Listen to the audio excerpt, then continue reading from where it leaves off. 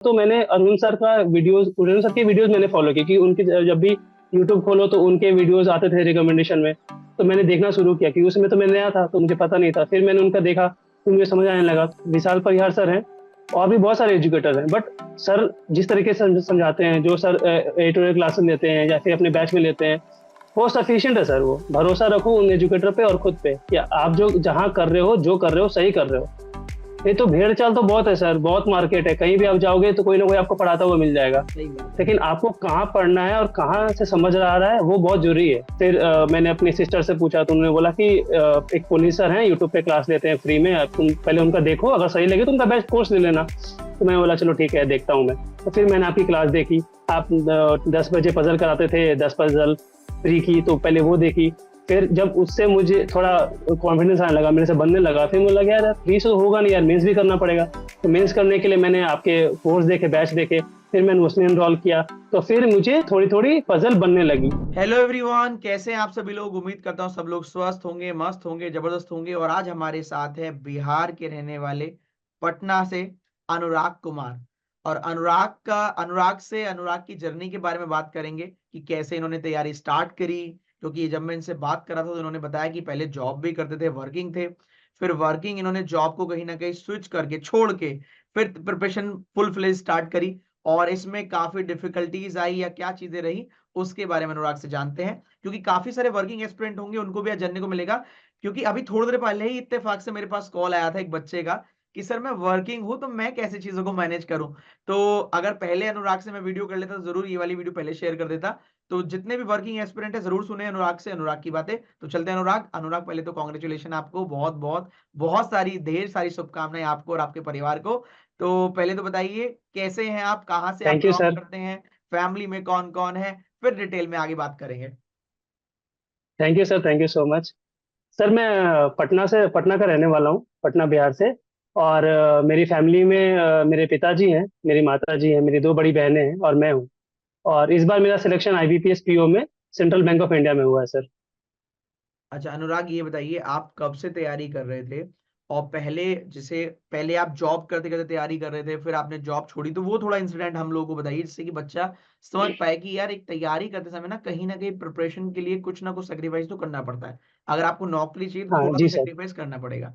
तो वो जर्नी आप बताइए जी कि सर। कैसे आपने स्टार्ट किया, क्या सोचकर स्टार्ट किया था, क्यों स्टार्ट किया, फिर जॉब छोड़ी, पहले जॉब करी, तो उसके बारे में कुछ बताइए।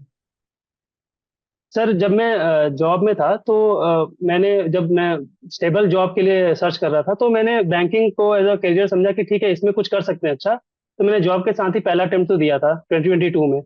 फिर जो उसमें जब मतलब मैं थोड़े मार्जिन से रह गया, तो मुझे ऐसा लगा कि यार मैं कुछ कमी रह गई है, जो मैं पूरा कर सकता हूँ अगर मैं इसे ढंग से मेहनत करूँ या ढंग से इस पे समय दूँ तो। क्योंकि जॉब में सर सबको पता है टाइम नहीं मिलता सर उतना। बिल्कुल सही है। तो फिर सबसे सबसे ज्यादा पॉसिबिलिटी तो सबसे ज्यादा मुश्किलें तब आई सर, जब मैं घर वालों को कन्विंस कर रहा था।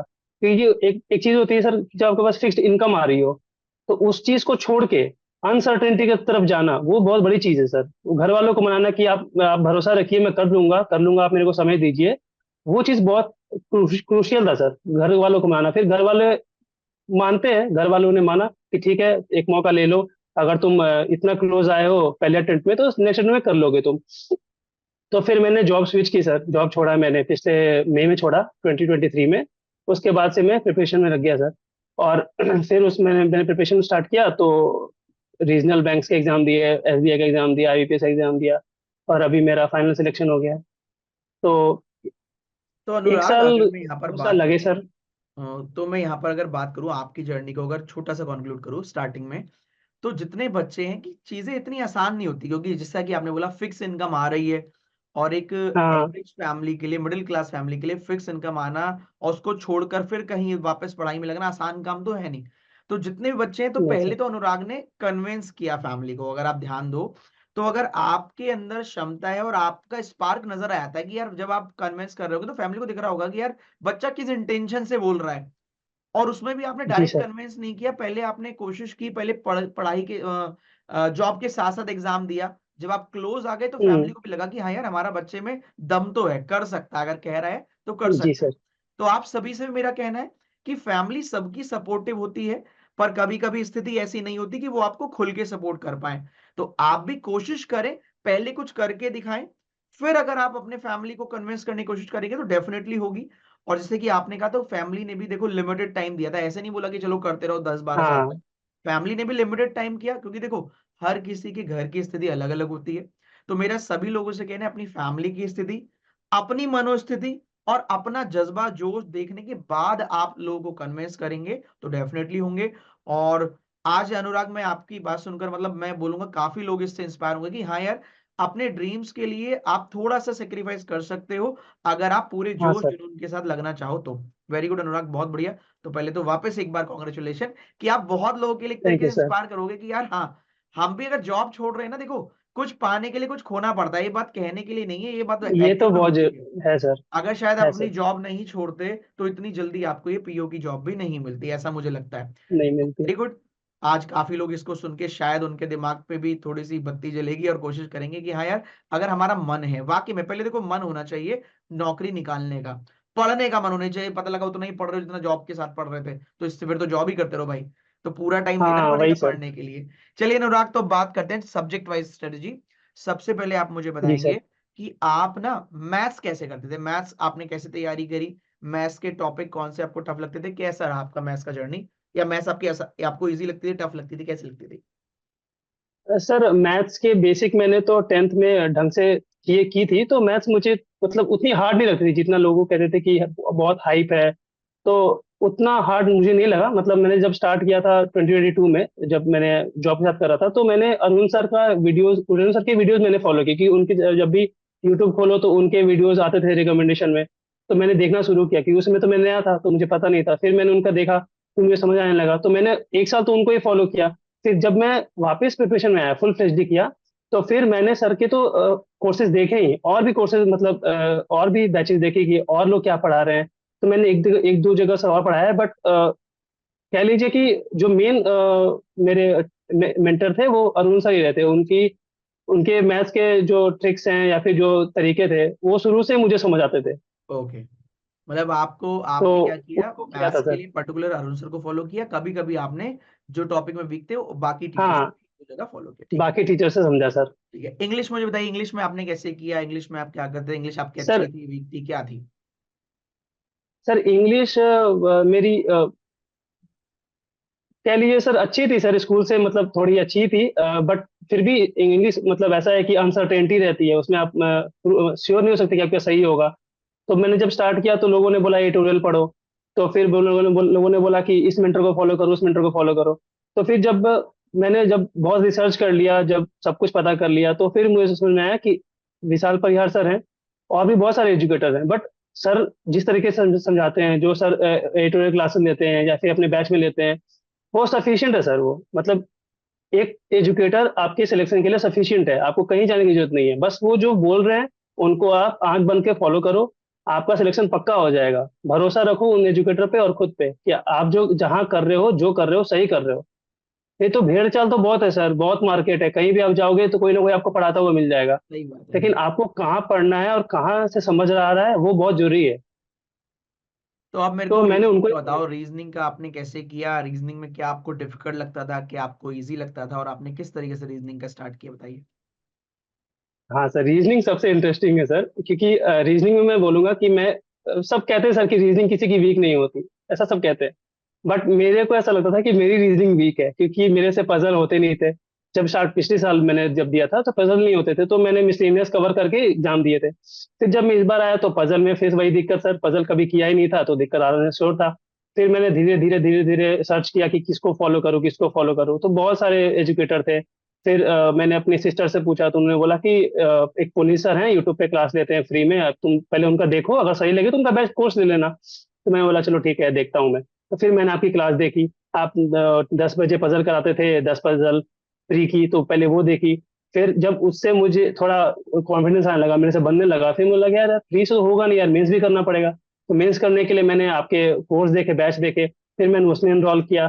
तो फिर मुझे थोड़ी थोड़ी पजल बनने लगी और अंडरस्टैंडिंग बढ़ गई और मुझे पजल बनने लगी। तो फिर थोड़ा सा लगा कि नहीं यार, रीजनिंग इतना भी हार्ड नहीं जितना मुझे लगता था कि मैं कर सकता हूँ।